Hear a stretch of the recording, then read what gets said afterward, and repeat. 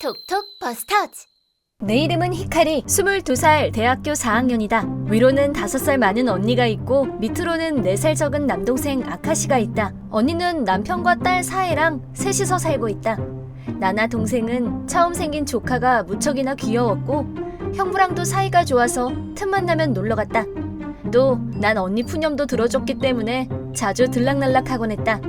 그러던 중 기대하던 유치원 입학식을 3주 앞두고 곧 있으면 4번째 생일이었던 사이가 하늘나라로 갔다.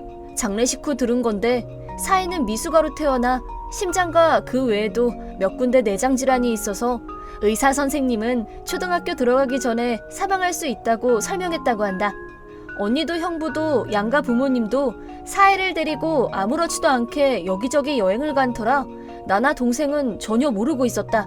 유치원에 들어가면 사이가 제일 좋아하는 캐릭터 인형을 사주겠다고 했는데 약속을 지킬 수 없게 됐다. 언니 부부도 각오는 하고 있었던 것 같지만 실제로 그렇게 되니 몸도 마음도 만신창이가 됐고 언니는 며칠이나 알아누웠다. 장례식 관련해선 시립 장례식장을 이용했다. 1층에는 세레머니 홀이 있고 2층에는 관을 두는 곳과 가족들이 지낼 수 있는 방이 있다. 언니 부부는 도저히 조문객을 상대할 수 없는 상태여서 얼른 쉬게 하고 나와 동생이 상주를 맡았다.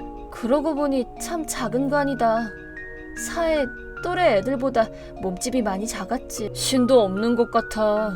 그렇게 착하고 귀여운 애를 교복 입은 모습 보고 싶었는데 잘 어울려서 귀여웠을 것 같아. 다음 달부터 다닐 예정이었던 유치원 교복은 사이가 죽기 3일 전 위독한 상태였을 때 집에 도착했다. 결국 단 한 번도 입어보지 못했다. 그래서 관 옆에 장식하기로 했다. 교복과 세트인 유치원 모자, 가방, 구두 옆에는 사이한테 사주기로 했던 인형을 놓았다. 아기자기한 재단이 안타까워 나도 동생도 자꾸만 눈물이 났다. 언니가 좋은 사람이라서 그런지 사이도 친구가 많았던 걸까? 많이들 와줬네. 고마울 따름이지. 그래도 친구들이랑 같이 더 놀 수 있었으면 좋았을걸.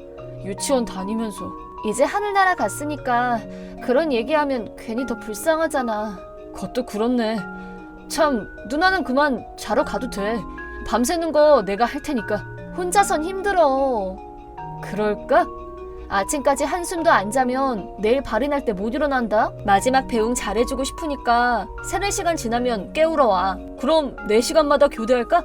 그래, 나 먼저 쉴게. 혼자서 힘들면 4시간 지나기 전에 깨우러 와도 되니까. 알았지? 어린애 취급하지 마. 괜찮아. 그렇게 내가 자리에서 막 일어났을 때 실례합니다. 지금 분양해도 괜찮을까요? 저기... 그럼요. 와주셔서 감사합니다. 이번에 소식 듣고 정말 놀라서 딸이 공원에서 사애랑 자주 놀고 그랬거든요. 사애 어머님이랑도 종종 얘기하고 그랬는데 참 회복하길 간절하게 기도하고 있었는데 삼가 고인의 명복을 빕니다.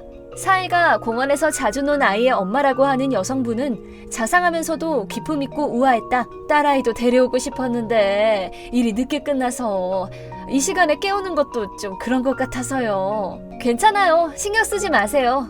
아이들은 잘 시간이죠. 그분은 분양을 마치고도 재단 앞을 떠나지 않고 교복과 가방, 구두, 인형을 뚫어져라 봤다. 저 교복 주실 수 있을까요? 네? 네? 관 속에 넣어 같이 태워버리는 건 아깝잖아요. 제 딸아이도 같은 유치원에 갈 예정이라 유품으로 갖고 있고 싶어서요. 무슨 말씀이신지. 그러니까 제 딸이 대신 입어주겠단 말이에요. 제 딸이 사이보다 귀여우니까 틀림없이 몇 배는 더 어울릴 거예요. 교복도 좋아할걸요? 비싼 물건인데 그냥 태우는 건 아깝잖아요.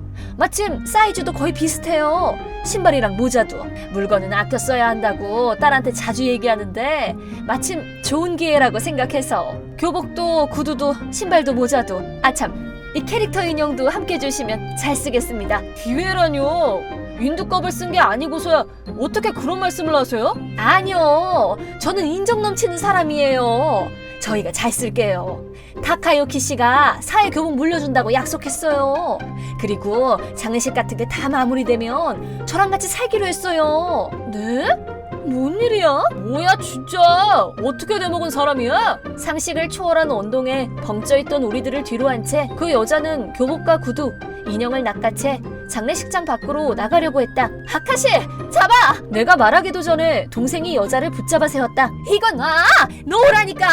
이게 무슨 짓이야? 이 교복은 우리 딸이 입을 거야. 타카유키 씨도 이제 내 거야. 안 넣으면 계약 불이행으로 고소할 거야. 여자의 핏발 세운 눈과 험상궂은 표정을 보니 문득 어떤 일이 생각났다. 출동! 트러블 버스터! 아, 당신 누구인지 알겠어. 뭐라고? 처음에는 사이랑 당신 딸내미 내세워서 그냥 같은 애엄마처럼 있다가 형부 알게 되곤 바로 돌변해가지고 스토킹했잖아요. 형부가 스토킹 당해서 무섭다고 해서 아는 선배 중에 변호사 되신 분 소개해드렸어요. 변호사라고? 무슨 바보 같은 소리. 그 음침한 여자가 수작 부린 거겠지. 형부가 부탁한 거예요. 거짓말. 타카유키 씨는 항상 친절했다고.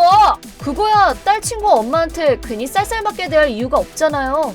그리고 형부 원래 착해요. 나라서 특별히 잘해줬다고. 타카유키 씨랑 만나게 해줘. 그럼 다 알게 될 테니까. 만나긴 누굴 만나요?